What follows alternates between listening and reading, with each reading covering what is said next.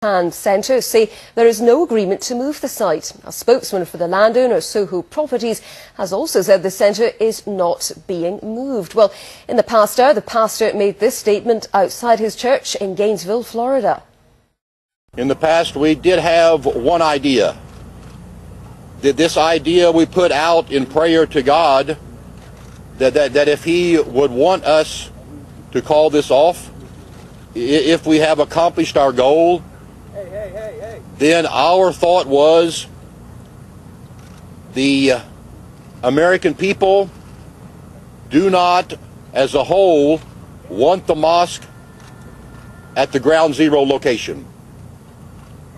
That if they were willing to either cancel the mosque at the ground zero location, or if they were willing to move that location, if they were willing to move it away from that location, we would consider that a sign from God.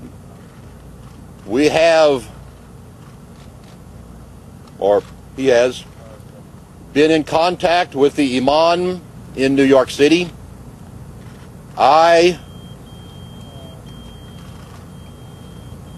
With the Imam here, I will be flying up there on Saturday to meet with the Imam at the Ground Zero Mosque. He has agreed to move the location. That, of course, cannot happen overnight, but he has agreed to move that. We felt that would be a sign that God would want us to do it. The American people do not want the mosque there, and of course Muslims do not want us to burn the Quran. The Imam has agreed to move the mosque. We have agreed to cancel our event on Saturday, and on Saturday I will be flying up there to meet with him. I have been here earlier. Various cultural and religious leaders have been coming in and out of this church all day pleading with him, and I think to great relief of not just people here in Gainesville but people around the world, he's now cancelled those plans to burn the Qurans, but everything else at the moment is fairly unclear. The other claims he's made, we don't yet know whether they are true or not. It's a very confused picture, Andy, but Terry Jones describing it as a sign from God, this apparent phone call from the Imam. But it would seem that perhaps it's been a phone call, rather, from the Defence Secretary has just been enough to cause him to change his mind. Well, you have to think about the pressure that this man has been under over the last 48 hours or so. The FBI have been here, President Obama has weighed in on this, Hillary Clinton, General David Petraeus, the man in charge of the American forces overseas, they've all weighed in on this, saying this is a stupid thing to do, it's irresponsible, it's disrespectful, it puts innocent American lives at risk. All that must have played some factor in here. Whether it was that one phone call from the Secretary of Defence that did it, we won't know. Pastor Jones himself said he will be back out here in about 10 minutes' time to make yet another statement, but a statement that will come when all the main news programs are on across America. So you have to think there's an element here of him enjoying the attention he is now getting. Well, absolutely, Andy. I mean, earlier in the day, he said that he would only reconsider if the phone call came from the White House. He wanted someone, obviously senior, to convince him that he had to backtrack on all of this. But there must be a sense also that this man has been given huge publicity, and perhaps this hasn't been handled as well as it could have been. Well, there's an argument to say that if General David Petraeus, the President and Hillary Clinton hadn't got involved in this, then maybe he wouldn't have got the attention that he has now got. But I think whatever happened, an event like this, something that's so disrespectful to so many Muslims around the world, would have caught somebody's attention somewhere. But, I mean, look at what's happened in the last 24 hours. Americans warned not to travel, the embassies around the world on high alert. I've even spoken to people here in Gainesville that didn't want to go to the American football match, the first one of the season here tonight, because they didn't want to be in a place where there are a large number of Americans all gathered, all coming from a church with something about 30 members of the congregation. And someone himself, Pastor Jones, who has a quite shady background himself. So the entire attention of the world and the world's media has focused right here. But I think to the huge relief of many, he's now cancelled his plans for Saturday.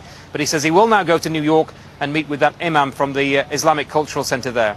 And Andy, you mentioned the sort of chorus of disapproval that's been building against his plans, but I mean, does he hold any sway locally? You mentioned about how small his own congregation is. Does he have any support locally?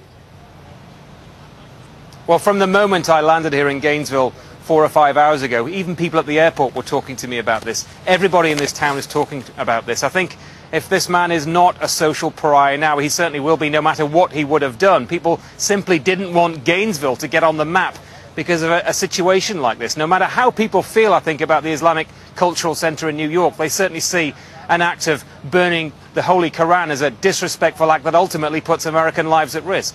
OK, Andy Gallagher live for us in Gainesville, Florida. Thank you. And we will, of course, return to Andy if Pastor Jones does, in fact, return. Pastor Terry Jones there. Well, a little earlier, I spoke to our North America editor, Mark Mardell. He told me the publicity the group that represents the New York Islamic Cultural Centre denies it's being moved.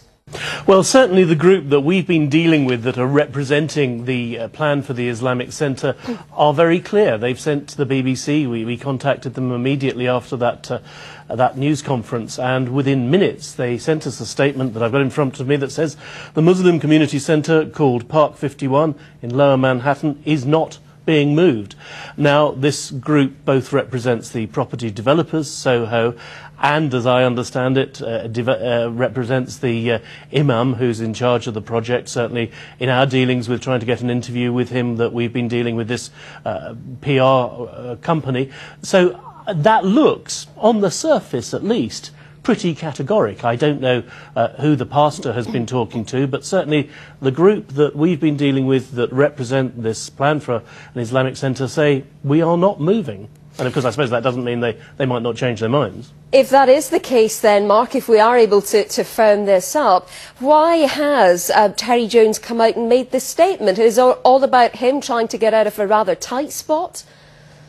Well, that's asking me to peer into his mind. I don't know, but he was flanked, as you saw there, by a religious leader of the Islamic community down there, and he said that gentleman had been in touch with the imam. Now, I don't know. I mean, there could be lots of explanations. There could be some confusion. Certainly, the group behind the building of this Islamic Centre has, shall we say, not always spoken with one voice. It's why I think they've decided to employ a PR company pretty recently, because there were several people speaking for them, putting different views. I guess, like the board of any religious organisation or any organisation, there are perhaps tensions there, perhaps disagreements, but perhaps just different people with different views. So it may be we've been speaking to one official channel and the pastor has been speaking to somebody else, but certainly it's not absolutely clear one way or the other at the moment.